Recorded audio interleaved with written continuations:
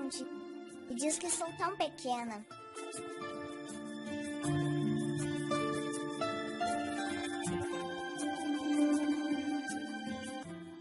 Uma brisa veio ao meu rosto acariciar. Aqui os clamores dos irmãos são derramados. Lindo é este lugar. Não posso entrar em cada casa, mas posso ver minha cidade. O Pai ouve as orações feitas neste lugar e se agrada com a simplicidade. Um dia, Iau olhou para seu povo e disse no seu amor: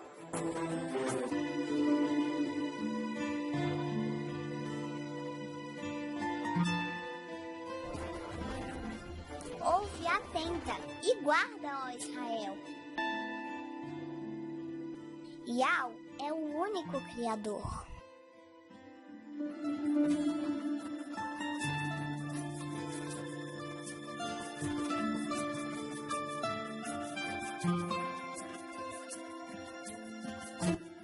Amarás a Iau de todo o teu coração, com a tua alma e a força de tua mão. Dela falarás ao levantar e pelo caminho andando, assentado em tua casa e quando estiver deitando, por fronteiras entre teus olhos e por sinal na tua mão atarás, nos umbrais da tua casa e nas tuas portas escreverás.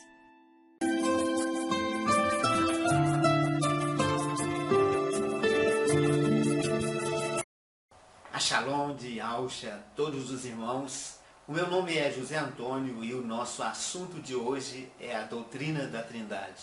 O que é Trindade? Uma simples pesquisa ao dicionário temos: um só Deus em três pessoas distintas, divindade tríplice nas religiões pagãs. Um só Deus em três pessoas distintas. Você que é católico aprendeu isto no catecismo e os evangélicos estudaram isto na revista da escola dominical. Mas juntando os registros históricos de quando esta doutrina nasceu, com as incontestáveis provas das Escrituras, até o final deste documentário, eu vou provar para você que essa doutrina é falsa. Uma cultura atravessa todos os séculos e continua sendo objeto de fé ainda hoje.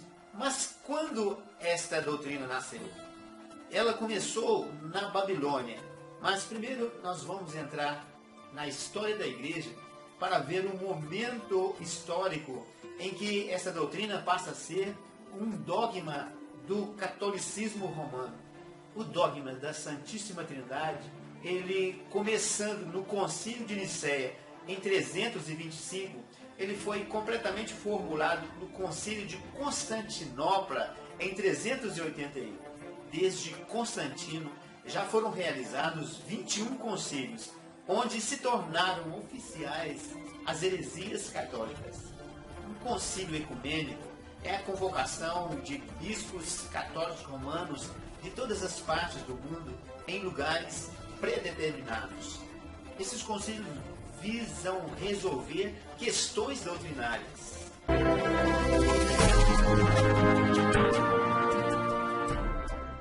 Yahushua Mashiach, no ano 33, estando reunido com os seus discípulos, ele diz: ide por todo o mundo e pregai o evangelho a toda criatura.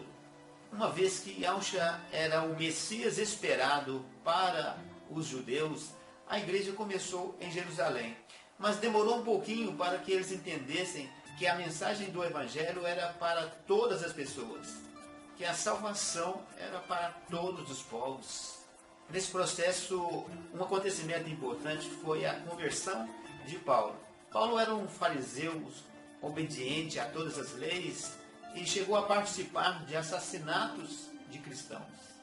Havia essa perseguição dos religiosos judeus porque eles acreditavam que o cristianismo, que a mensagem da igreja era um ensinamento falso, uma heresia.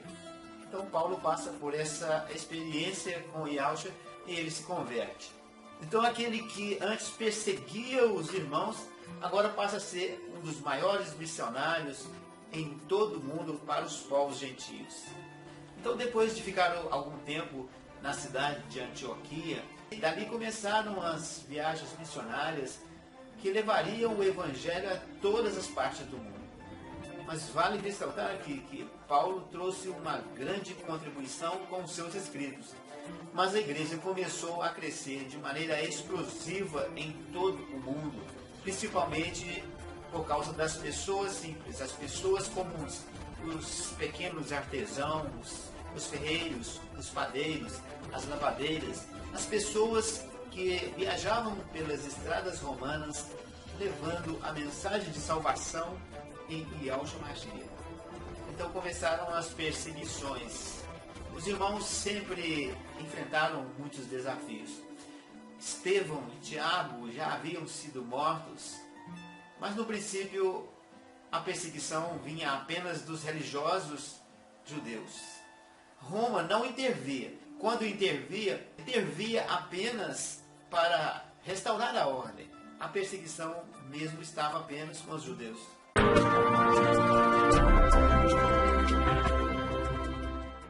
Mas em outubro do ano de 54, sobe ao poder um homem chamado Nero. E aí as coisas, infelizmente, estavam para mudar. Nero, famoso pelas suas realizações e excentricidade como todo imperador, mas para a igreja foi com ele que Roma marcou a sua primeira perseguição. Nero começou o seu governo até que muito bem, fazendo leis a favor do povo e dos pobres, mas com o tempo ele foi ficando doido. A sua mania por grandeza subiu a cabeça. Ele começou a mandar matar as pessoas simplesmente porque elas iam contra ele. Em 10 anos de governo, boa parte da população, a maioria das pessoas já odiava Nero. No dia 18 de julho do ano de 64, um incêndio que durou 6 dias e 7 noites assolou a cidade de Roma e atingiu 10 das 14 regiões da cidade, sendo 3 completamente destruídas. Como Nero já tinha esta fama de doido, não demorou muito para que o povo começasse a ficar desconfiado de que o próprio Nero é que tinha incendiado a cidade. E para afastar suspeitas, o que ele faz? Ele coloca a culpa nos cristãos. Ele percebeu que os únicos bairros que não foi atingido eram aqueles que a maioria das pessoas que moravam ali eram cristãs. Então ele coloca a culpa nos cristãos. Então foi aí que começou a primeira perseguição pelo Império Romano. Nero, ele emitiu um decreto de que os cristãos deveriam ser mortos e aí eles começaram a ser livremente perseguidos em Roma. Eles foram mortos de vários modos e o mais cruel foram as luminárias para a cidade e para os jardins do imperador. Então eles eram besuntados de piches e usados como lamparinas, queimados vivos, levados para o Coliseu para serem mortos por feras. Mas vale ressaltar que essa primeira perseguição por Nero não aconteceu em todo o Império Romano, só ficou centralizado ali na cidade de Roma. No ano 68, o povo já não aguentava mais as loucuras de Nero. Eles se rebelaram contra o imperador e o obrigaram a fugir e ele acabou cometendo suicídio. Então, com o seu sucessor, a igreja pôde desfrutar de um pequeno período de paz, porque o decreto contra os cristãos continuava, para aqueles que quisessem persegui-los. Mas na prática, a igreja teve um pouco de paz. E a igreja crescia e continuou pregando o evangelho em todo o mundo.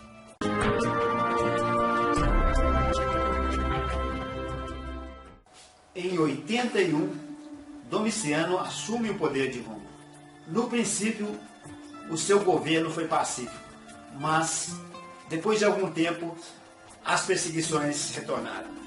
Domiciano amava as tradições romanas e ele queria trazer a glória de Roma novamente. E como uma figura vaidosa, ele determina que seja prestado culto à sua inteligência. Então, ao se negarem a isto, os cristãos entram numa lista de pessoas malquistas. As perseguições elas retornaram em alguns locais do Império, mas nem todos os cristãos eram mortos. Alguns eram exilados, outros presos. O apóstolo João, por exemplo, ele foi exilado na ilha de Patmos e ali ele escreveu o livro de Apocalipse. Mas por fim, Domiciano foi considerado um tirano e ele acabou sendo morto dentro do seu próprio palácio. Então aí houve mais um período de trégua. A igreja pôde desfrutar de uma relativa paz.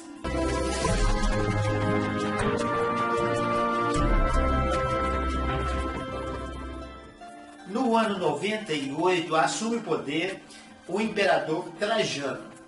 E Trajano tinha uma política um pouco diferente. Para que a gente vai gastar dinheiro com o Estado perseguindo os cristãos se a gente pode usar esse dinheiro em coisas mais importantes? Então ele fez um decreto. O cristianismo continua sendo perseguido, mas não deve haver uma força do Estado para que isto aconteça.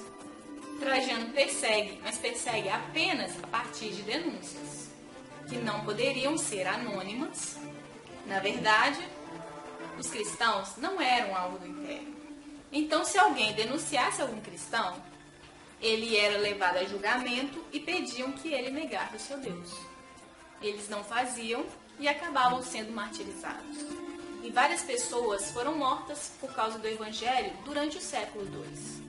Na verdade, tivemos mártires nesse tempo. No ano 107, Inácio de Antioquia, ele foi devorado por feras. E Policarpo, bispo de Esmirna, ele foi queimado vivo diante de uma multidão, simplesmente por seguir a sua fé. Nesse tempo, a igreja, apesar de desfrutar de uma relativa paz, começaram a surgir no meio do povo heresias. A igreja crescia, mas não havia uma organização. Nós temos um exemplo aqui, aproximadamente no ano 160, um homem chamado Tertuliano. Tertuliano foi o primeiro a usar a palavra em latim trinitas, de onde vem a palavra trindade. Educado em Roma, presbítero em Cartago, Tertuliano absorveu a cultura latina, a teologia latina. Embora ele tenha acusado Platão de ser um teólogo herege, Tertuliano ele expressou a sua teologia nos termos da filosofia platônica. Ele estava entre os primeiros a ensinar a imortalidade da alma e a infindável tortura dos ímpios. Existia uma imersão que eles chamavam de batismo pagão de Tertuliano. Isso no segundo século, por volta de 164 a 166. Tertuliano teria sido responsável por esse batismo no nome do Pai, do Filho e do Espírito Santo. E o curioso é que eles mergulhavam 3 vezes na água. Até hoje, a Igreja Ortodoxa Grega, quando batiza uma pessoa adulta, eles mergulham 3 vezes na água. Ou eles mergulham uma criança de ponta cabeça 3 vezes para cima. Então, diante disso, a igreja teve uma reação. Ela entendeu que precisava se organizar.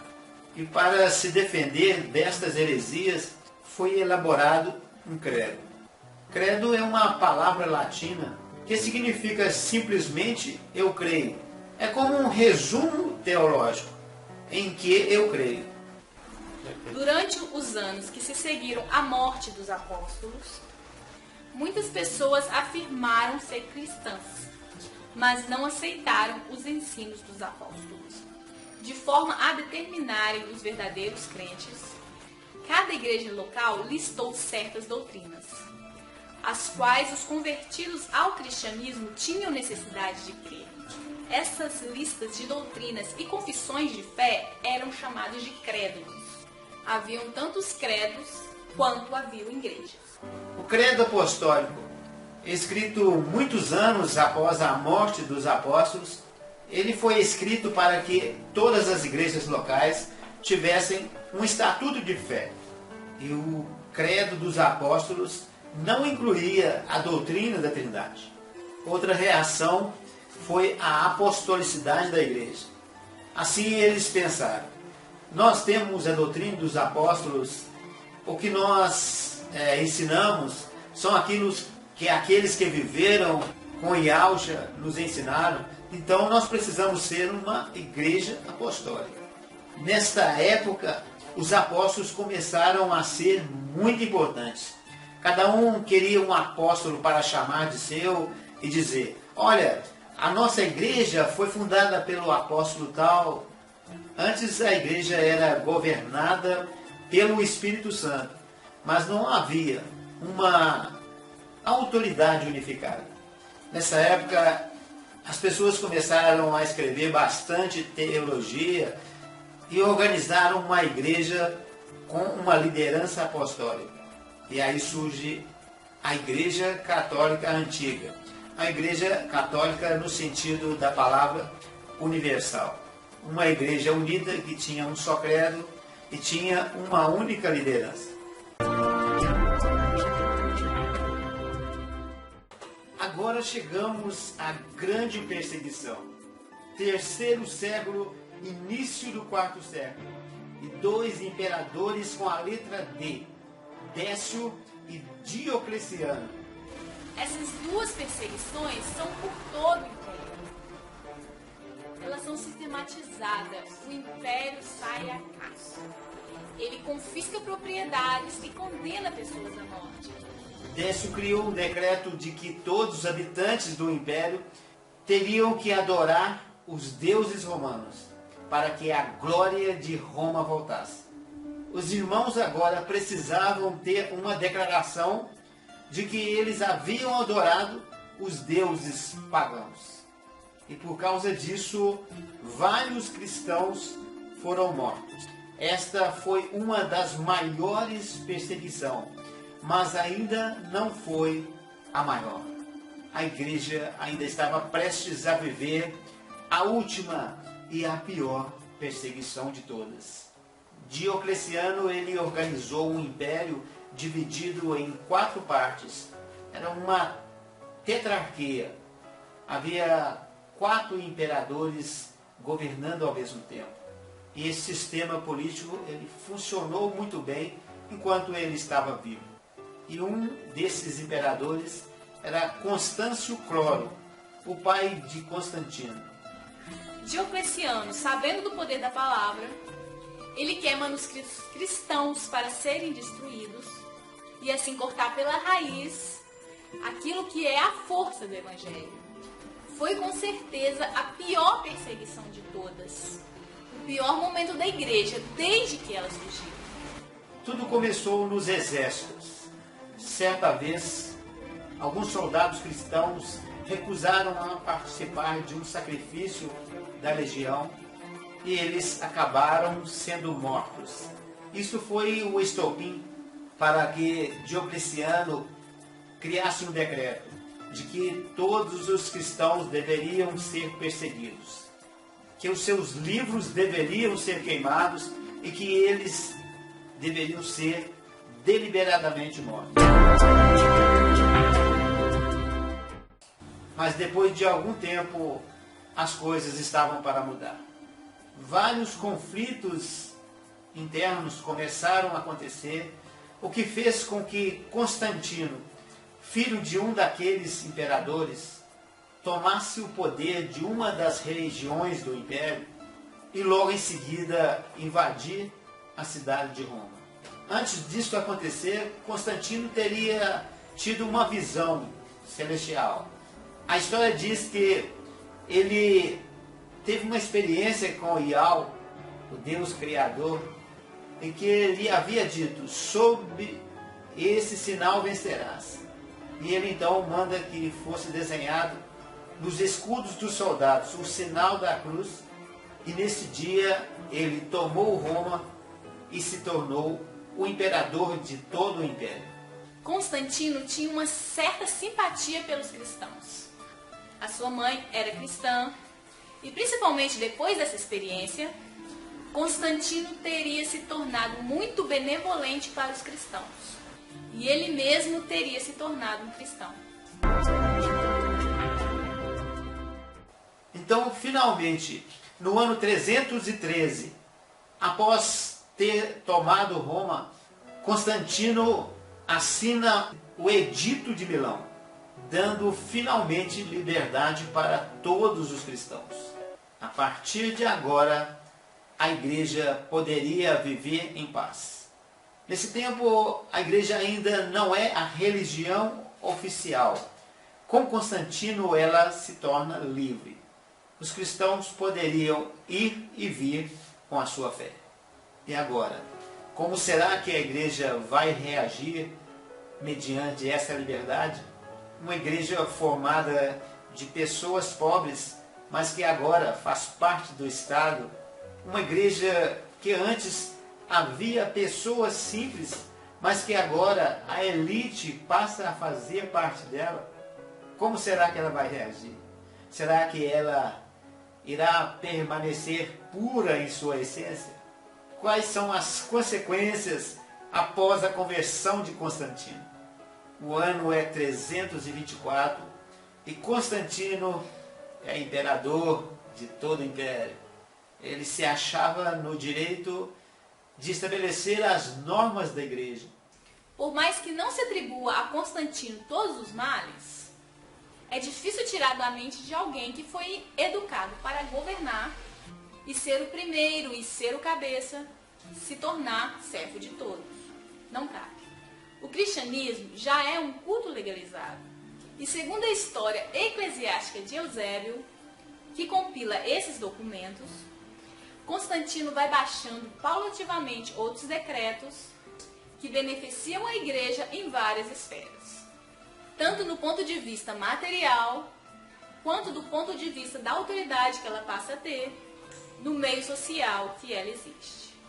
Ainda que numericamente os cristãos não representam a maioria da população, é dada a eles poderes bastante significativos. Depois de serem perseguidos por 300 anos, para muitos, a vida de Constantino foi um ato de salvação, de libertação enviada por Ial. Eles viam Constantino com bons olhos, como aquele que iria trazer profundas mudanças. Além da liberdade, a conversão de Constantino trouxe mudança nos cultos. Durante 300 anos, os irmãos se reuniam em pequenos grupos, nas casas, nas catacumbas, nas cavernas. Mas agora começaram as basílicas, os belos templos, as grandes construções. Constantino edifica na cidade de Roma a Catedral de São Pedro. Uma igreja que não possuía prédios, mas agora tinha prédios vistosos. E os modelos são modelos romanos. Constantino, quando ele se vê com todo o poder, como estrategista, ele sabe que Roma não está no centro. Ele leva a capital para onde é hoje Istambul, Constantinopla, a nova Roma, uma cidade magnífica, e não é à toa que os otomanos tentaram tomá-la até conseguir. As grandes construções que o imperador vai frequentar não pode ser mais uma igreja desprovida de pompas e de utilização de algumas coisas que os cultos pagãos possuíam. A introdução de incenso, de símbolos que não estão representados biblicamente, passa a ser incorporados ao culto cristão.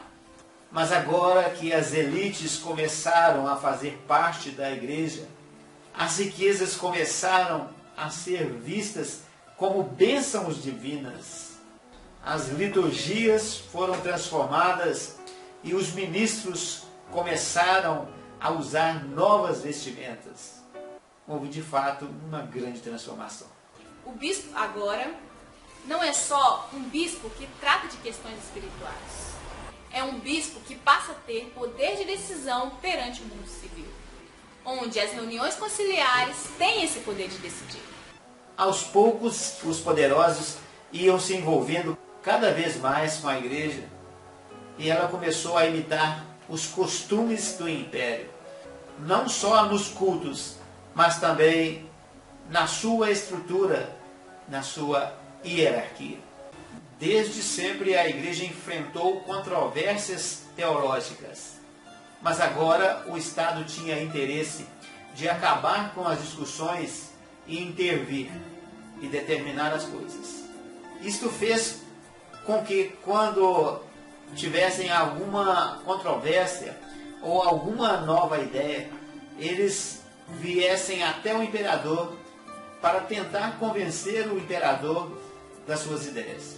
Então, se alguém tivesse uma nova grande ideia, uma interpretação bíblica diferente, ao invés de levar para a igreja, eles iam até o imperador e diziam: ó imperador, eu tenho uma nova ideia aqui e eu acho que a Bíblia tem que ser interpretada desse jeito.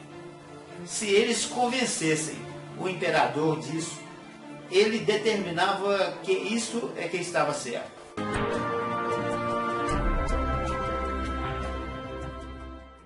A principal controvérsia que aconteceu nos primeiros séculos da igreja foi a controvérsia entre Arius e Atanásio.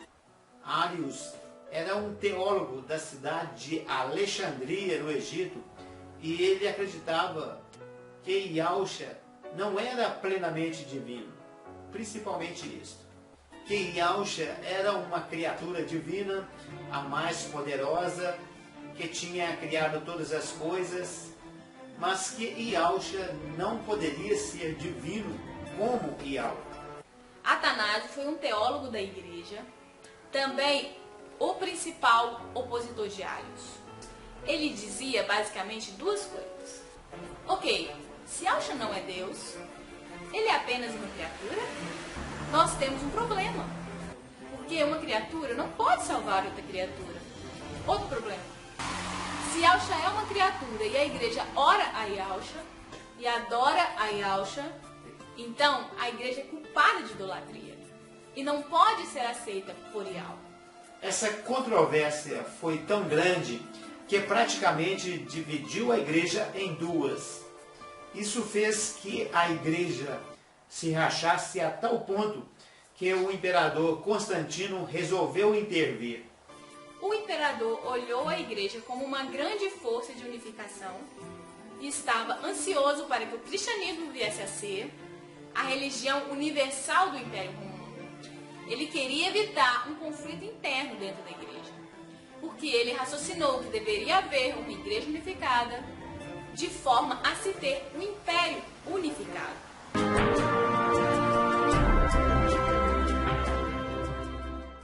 Buscando restaurar a unidade das igrejas, Constantino convocou um concílio na cidade de Niceia no ano 325.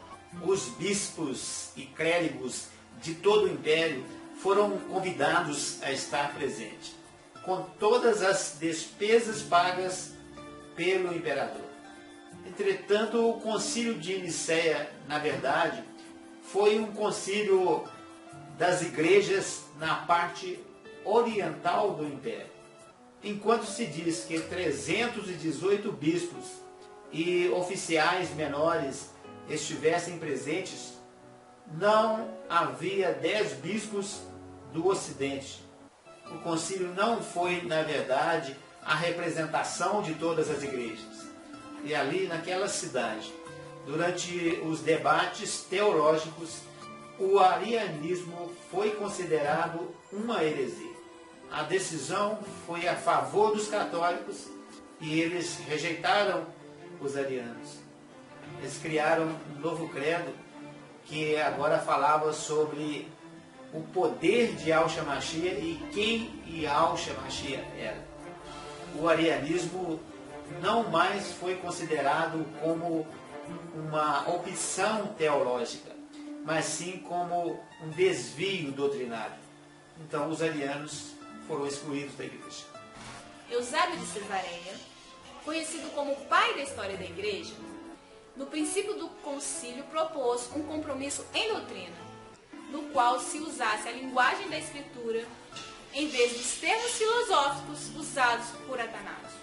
Os seguidores de Atanásio compreenderam que um voto para Eusébio seria um voto para Ários, pois a Bíblia não contém a posição defendida por Atanásio. Então, o compromisso de Eusébio foi rejeitado.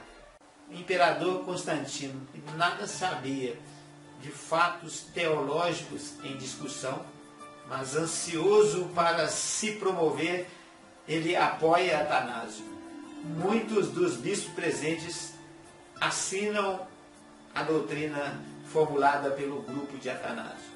Dentre os que não assinaram, incluindo Ário, temos Eusébio da Nicomédia, Teógenes de Nicéia. Eles foram banidos e os seus livros queimados publicamente. Eusébio era bispo e historiador. É interessante que Eusébio de Cesareia tinha uma Bíblia com o livro de Mateus escrito originalmente em hebraico. Há várias fontes de que o livro de Mateus foi escrito em hebraico e não havia a citação da Trindade em Mateus 28, 19. Lá estava: ide e pregai o evangelho em todas as nações e batizando-as em meu nome. E ele foi obrigado a aceitar a Trindade sob pena de ser exilado na Espanha. Então você vai encontrar no livro da história dele, antes do concílio de Nicéia, ide e fazei discípulos em meu nome. E depois você vai encontrar 5 citações na forma tríplice, em nome do Pai, do Filho e do Espírito Santo. O credo niceno é um desenvolvimento do credo apostólico. Nele está desenvolvida um pouco mais sobre a natureza de Yahshua Mashiach. Enquanto o credo apostólico dizia apenas: eu creio em Yahshua, o filho de Yahweh, o credo niceno dizia: nascido do Pai antes de todos os séculos, Deus de Deus, luz de luz, gerado, não criado, consubstancial ao Pai, e por aí vai. Esse credo de Nicéia foi uma afronta aos arianos. Acontece que logo depois do concílio, levaram a Constantino alguns argumentos. Ó Constantino, eu acho que você não entendeu muito bem esse nosso pensamento. Deixa a gente explicar aqui como é esse negócio dos arianos. E os arianos acabaram convencendo Constantino de que eles estavam certos. E Constantino mudou de ideia, mesmo com o concílio dizendo que eles estavam errados. E acabou expulsando e exilando alguns católicos. Esse debate ele se estendeu por 56 anos. Ários e seus amigos foram recolocados em comunhão dentro de 3 a 5 anos após o concílio de Nicéia. Atanásio foi deposto por um concílio em Tiro em 335 e foi banido para Gal. E Ários morreu em 336. Durante os sucessivos anos, os sucessores de Ários e Atanásio foram alternadamente banidos e recolocados à medida que os vários imperadores que governavam o império favoreciam uma ou a outra teoria. Constantino apoiou Atanásio, porque para os romanos era normal ter vários deuses. É o panteão. Mas ele acreditou em Ários, não em Atanásio.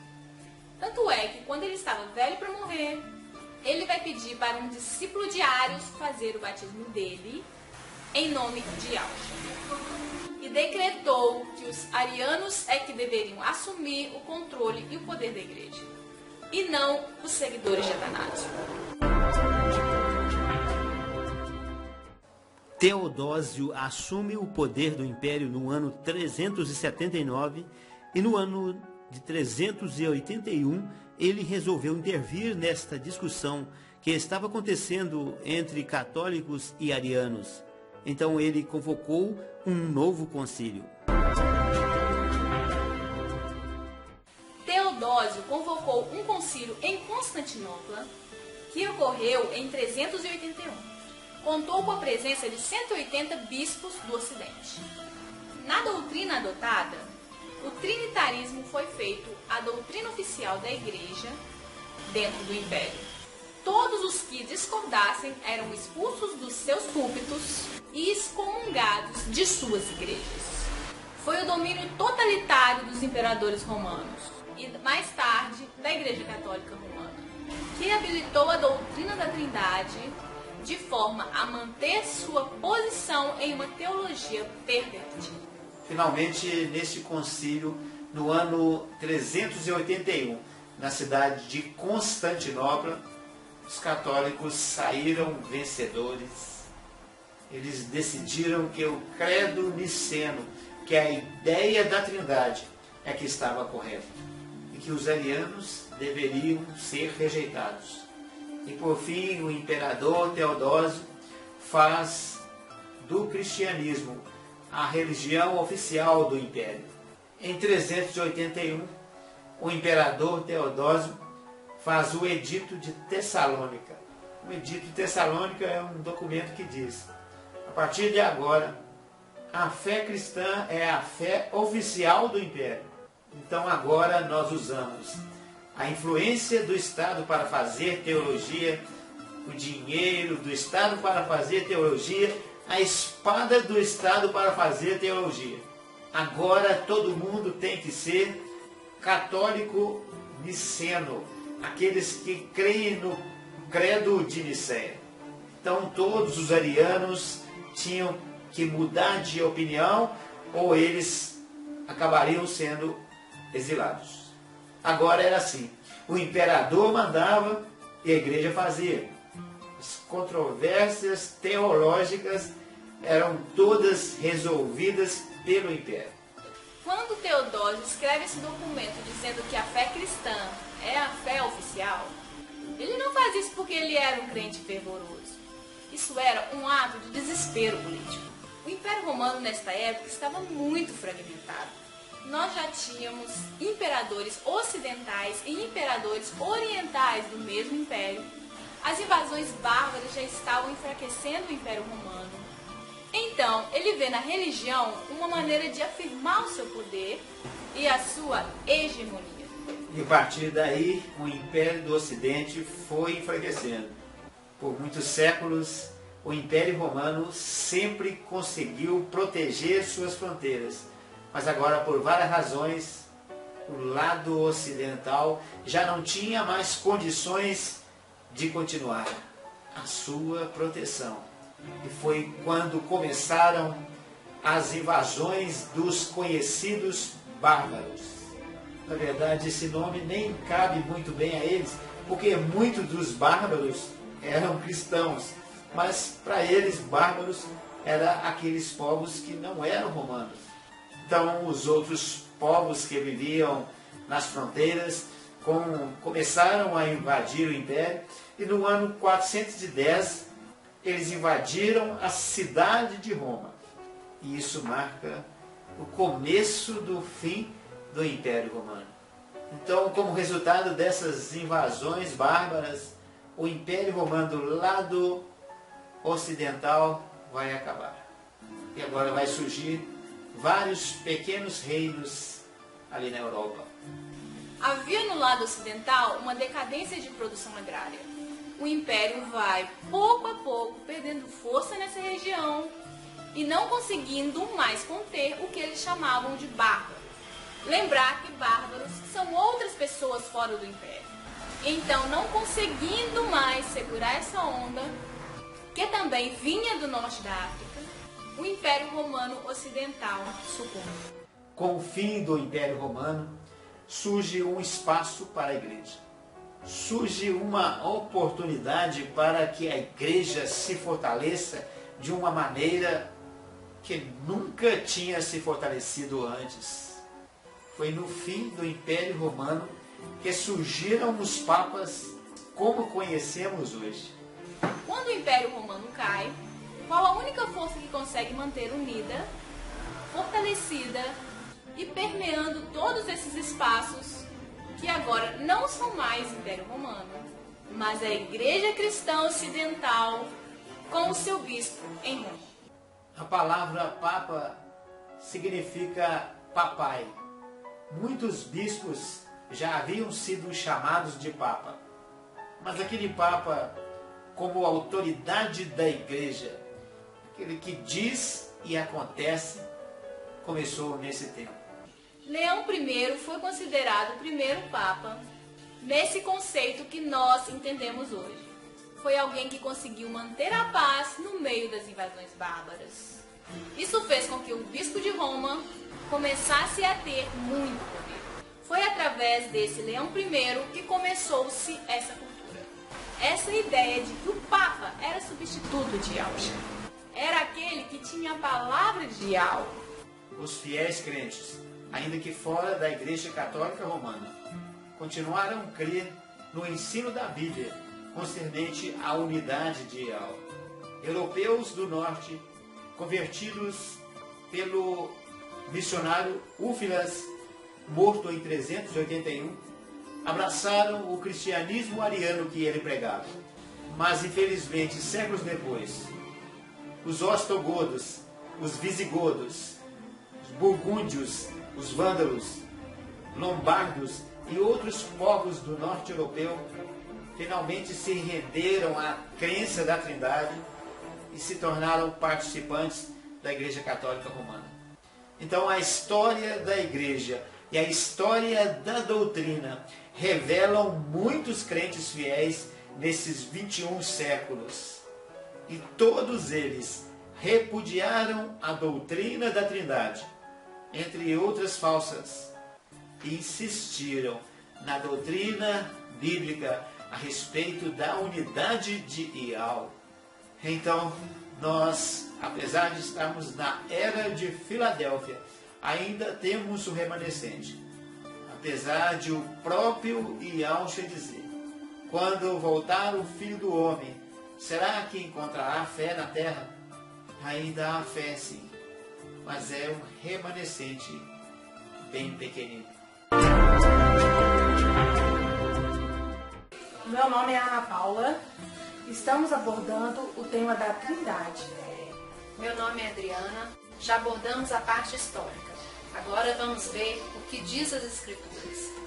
Adriana, qual é a posição das Escrituras acerca dessa doutrina? Esse é um importante assunto. E a posição de Yahweh é bem definida nas Escrituras. Todo leitor sério sabe que o Criador é totalmente contra essa doutrina. São muitos os textos que confirmam essa posição? Na verdade, irmã, toda a Escritura ensina com muita ênfase a santidade de Yahweh. Toda a Escritura? Interessante. E você pode citar algumas? Sim, no dia que o povo de Yahweh, que havia saído do Egito, chega à boa terra de Canaã, o primeiro mandamento que entrega o povo é este: ouve, ó Israel, o teu Criador é um. Amarás o Criador de todo o teu coração, de toda a tua força. Isso faz sentido. Primeiro, Yahweh se manifesta, libertando esse povo do cativeiro e lhe dando uma terra e um reino. Agora espera uma reação, uma resposta do povo. Isto mesmo, Yahweh é santo e verdadeiro. E ele espera que um povo santo venha refletir a natureza do seu Criador. Se seguissem o caminho de Yahweh, seriam prósperos na terra. Esse mandamento é só para Israel? Não, porque Yahweh só tem um povo na terra. O próprio Yahshua, respondendo à pergunta dos escribas, confirmou isto dizendo que o amor e a santidade de Yahweh é o primeiro e o maior dos mandamentos. Então, Adriana, essa ideia de Trindade como mistério tem algum fundamento? As escrituras confirmam isso? Não, o que é maravilhoso aqui é que o Criador nos fez pessoas inteligentes. E Ele não tem mistério para o seu povo. Ele tem segredo que Ele nos revela. Porque dizem que Trindade é um mistério. E mistério é algo incompreensível, algo que ninguém entende. Se devemos amá-lo com todo o nosso ser, isso inclui a inteligência. Isso mesmo. Um Criador verdadeiro deseja que todos os homens sejam salvos e cheguem ao pleno conhecimento da verdade. E o que esse homem aprende logo que é salvo? Todos nós aprendemos que há só um Criador, Ial, e um só mediador entre Ial e os homens. E quem é esse mediador? O mediador entre Ial e os homens é o seu filho Yahshua Mashiach, que também é homem. Então, se não temos três deuses e temos um mediador que é homem, e o Criador não vai mediar a si mesmo, tudo está muito claro. Pelo que eu vejo, a questão da santidade e do amor é bem explicado na Bíblia. Exatamente. Temos um texto em Efésios que ensina os dois lados, do amor ao próximo e da santidade de alma. É o andar do modo digno do reino em amor e preservar a unidade de Ial. Efésios 4. Não seria a unidade do Espírito? Sim, a unidade do Espírito de Ial. E qual é essa unidade? O desejo do Criador é que sejamos salvos. E quando isso acontece, todos, mediante uma só fé, são batizados em um único corpo, com uma única vocação, a serviço de um só reino, Yahshua. E tem todos um só Pai, que é Ial. Seria por isso que Paulo ora? Para que os irmãos sejam cheios do pleno conhecimento da vontade de Ial, com toda a sabedoria e inteligência espiritual? Isso mesmo, crescendo no conhecimento de Ial e produzindo fruto em toda boa obra. Afinal, esta é a herança dos santos, tirado do reino das trevas para o reino da luz. Crescer, tudo bem, isso demanda tempo, mas o que desde imediato, o salvo deve saber. Sem dúvida, é muito importante conhecer quem é Ial e quem é o seu filho, por meio de quem somos salvos. Sem mistério, sem complicação alguma, está escrito que Yahshua foi criado, sendo primogênito de toda a criação. Forte, mas não me sinto à vontade para contestar isso, pois teria que contestar a própria Escritura. Mas por que no texto está dizendo que ele é a imagem do Criador invisível? Ana Paula, isto é motivo de grande alegria para todos nós. Fomos feitos imagem do Criador. Ele é a imagem. A diferença é que não chegamos ainda à estatura do varão perfeito. O caráter do Pai está refletido no primogênito. E o Pai espera que esse mesmo caráter venha refletir nos demais filhos. Sem dúvida, muito rico. Mas como ser criado pode ser antes de todas as coisas? Simples assim. Primeiro o Pai o criou e depois disso fez tudo por intermédio dele e para ele. E tem um porquê. Porque foi do agrado do Pai que toda a plenitude habitasse nele. Ial sujeitou todas as coisas debaixo dos pés de Yahshua. Somente Ial está acima dele, quando todas as coisas lhe estiverem sujeitas.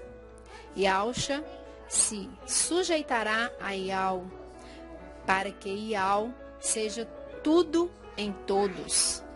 Irmã, sabemos que os crentes na Trindade adoram a Yahshua, filho do Criador. É certo isso? Ou isso é considerado uma idolatria? Vou te apresentar a pessoa mais indicada para responder sua pergunta.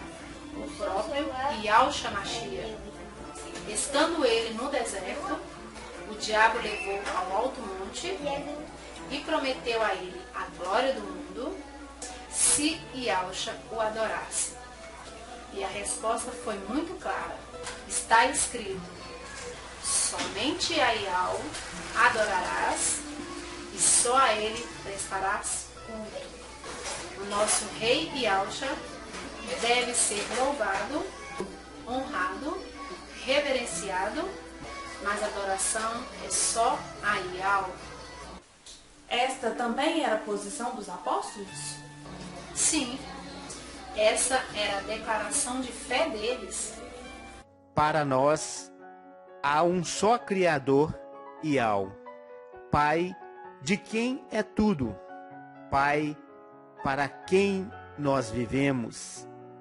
Para nós, há um só Rei, Yahshua Mashiach, por meio de quem são todas as coisas criadas. Para que Ial seja tudo em todos. Só a expressão Pai e Filho já nos ensina isso. Paulo diz que o homem é a glória de Ial e que a mulher é a glória do homem. E que o homem não procede da mulher, e sim a mulher procede do homem. E que o homem não foi criado por causa da mulher, e sim a mulher por causa do homem. Vejo algo importante aqui. O mesmo texto diz que o Mashiach é a cabeça de todo homem, e que o homem é a cabeça da mulher, e que Yal é a cabeça do Mashiach. O que aprendemos sobre Yahshua aqui? Que ele procede de Yal e que é a glória de Yal. Irmã, falar da palavra é vida para mim. Mas por causa do tempo, só essa última pergunta. Por que a blasfêmia com o Espírito Santo não será perdoada?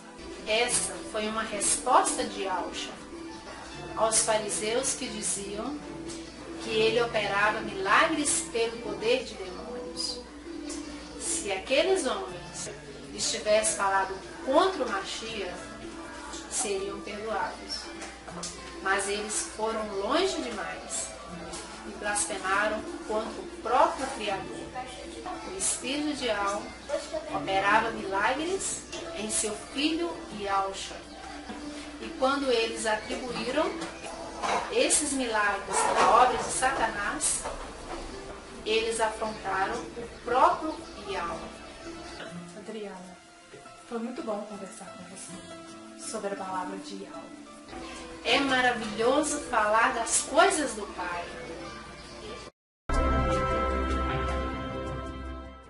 Temos a queda de Babilônia nas mãos de Ciro em 539 AC.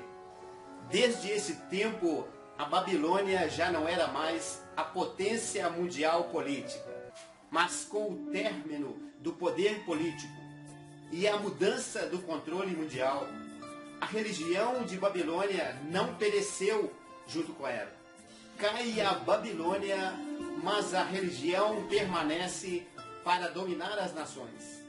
O alicerce para a prática da religião babilônica em todas as nações foi lançado na construção da Torre de Babel nos dias de Nimrod. A milagrosa confusão das línguas espalhou as famílias, mas elas levaram consigo as suas ideias religiosas. Babilônia era considerada pelas nações pagãs como o centro da religião. Embora Babilônia perdesse a sua supremacia política, a sua religião, iniciada por Nimrod, permanece como um império religioso sobre todos, exceto aqueles que sustentavam a verdadeira adoração a Yahweh em El-Shalom.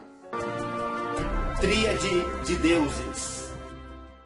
As tríades de deuses prevaleciam na mitologia pagã. Havia usualmente 3 divindades consideradas como maiorais. Panteão, em grego clássico, significa literalmente conjunto de deuses de uma determinada religião. Entre as numerosas tríades do panteão de deuses do primeiro Império Babilônico, temos a tríade composta de Anu, o deus do céu, Enlil, o deus da terra, do ar e da tempestade, e Ea, o deus que presidia as águas.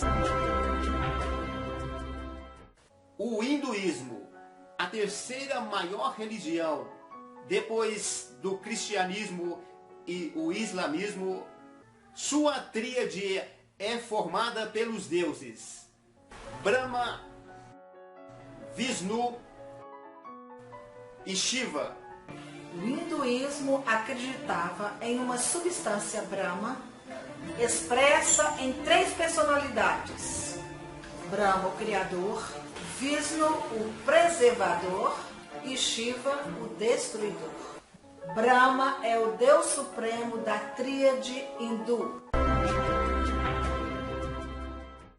Desenvolvido e expandido durante o Império Persa na Antiguidade, caracterizou-se como a religião da dualidade entre o bem e o mal. No zoroastrino persa, cria-se em Ahura Mazda a divindade do bem e a Anaíta a divindade do mal, os quais eram expressões de Mitra, a grande causa primária. No Antigo Egito, não existiu propriamente uma religião, e sim um complexo conjunto de crenças e rituais praticados, que variavam, que eram diferentes em cada região. Os egípcios cultuavam os deuses, que eram considerados os donos legítimos do solo, terra que tinham governado num passado distante.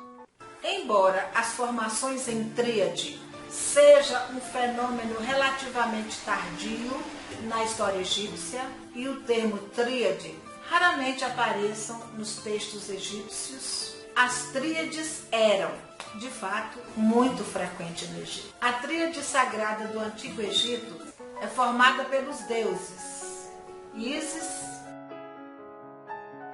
Osíris e seu filho Horus.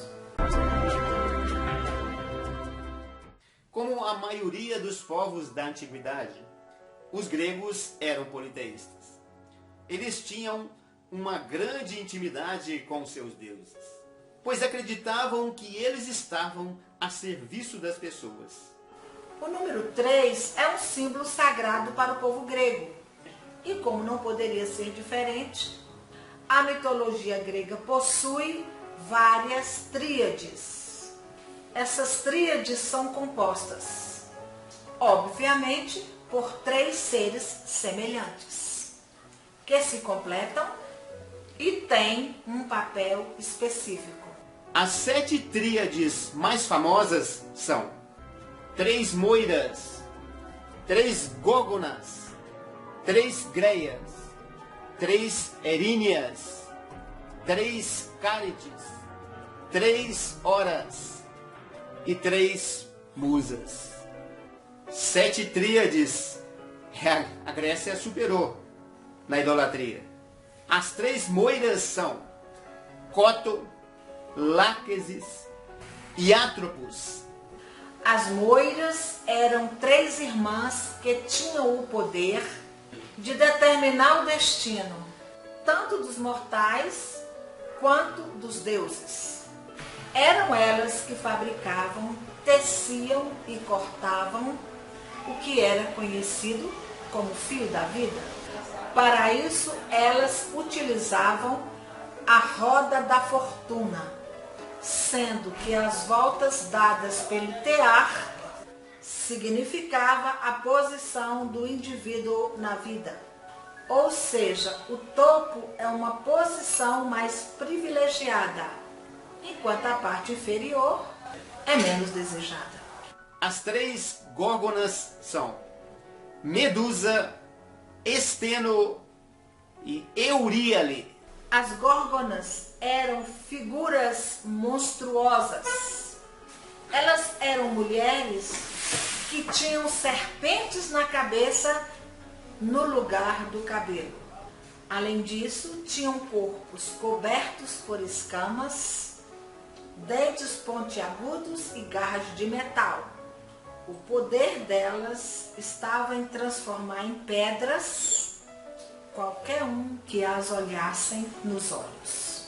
As 3 greias são Dino, Enio e Pênfredo. Estas personagens da mitologia eram 3 irmãs que possuíam cabelos grisalhos desde o nascimento. Juntas tinham apenas um dente e um olho, os quais usavam alternadamente. Eram elas que tinham a missão de guardar o caminho que conduzia até a morada das górgonas. As 3 eríneas são Tisífone, que significa castigo, Megera, que significa rancor, e Alecto, que significa anonimável. Eram as deusas encarregadas de castigar os crimes dos homens. Elas estavam ligadas somente ao castigo dos mortais. Essas figuras mitológicas habitavam as profundezas do Tártaro, torturando as almas pecadoras que já haviam sido julgadas pela tríade dos juízes infernais. 3 Cárites.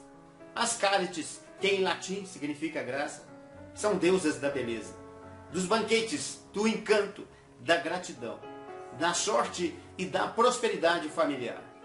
Essas 3 divindades possuíam muita beleza e virtudes, também sendo chamadas de musas, e já foram dançarinas de festas no Monte Olimpo. Talha, que faz as flores brotarem, Eufrosina, o sentido da alegria, esposa de Hibnos, e Aglaia, a claridade, esposa de Éfesto. 3 horas. As horas eram um grupo de deusas que coordenavam as estações do ano e a ordem do mundo. As 3 horas são Dice, a justiça, Irene, a paz, e Eunômia, a ordem, a lei e a legalidade. 3 musas. As 3 musas são Aede, que era o canto da voz, Melet, que era a meditação, e Mineme, que era a memória.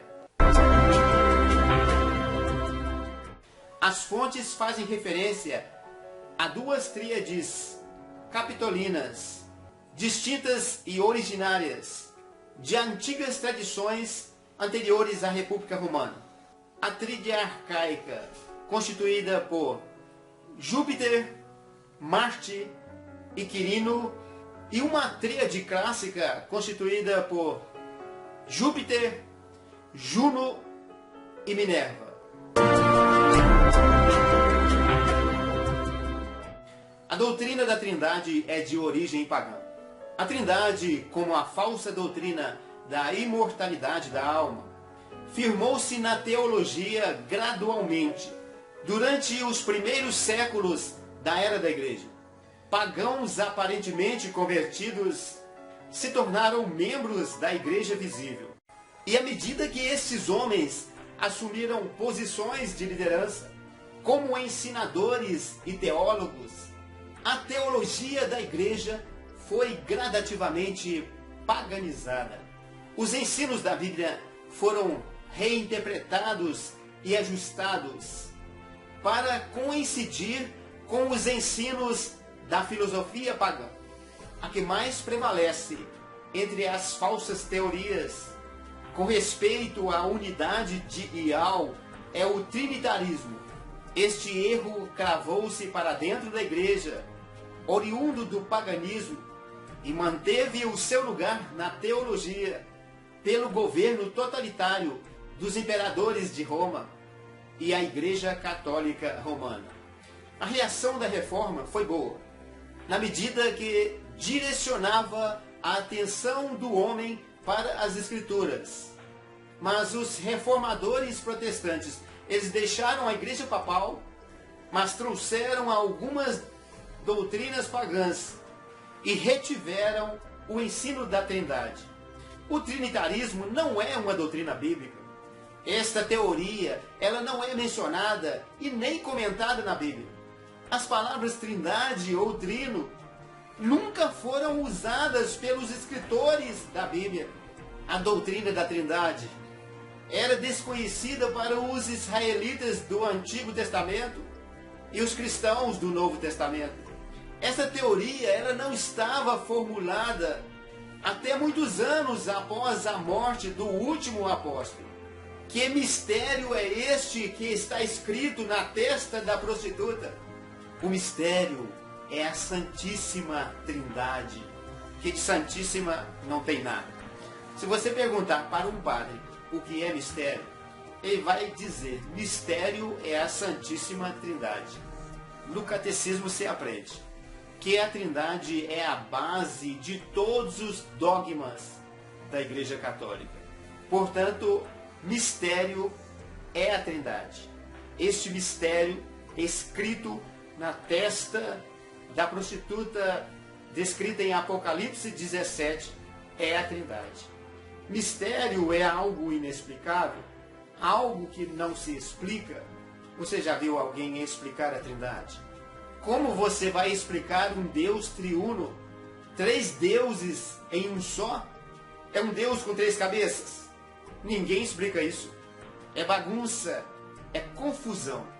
Porque Trindade é a mãe das abominações. Trindade, esse é o principal dogma dela. A maior aberração que o Eterno já considerou debaixo da terra é a Trindade. A Trindade começou lá na Torre de Babel, com Nimrod, Semiramis e Tamuz. A Trindade é a maior abominação que existe para o Eterno. É uma idolatria adorando-se 3 deuses. É para adorar somente o Criador.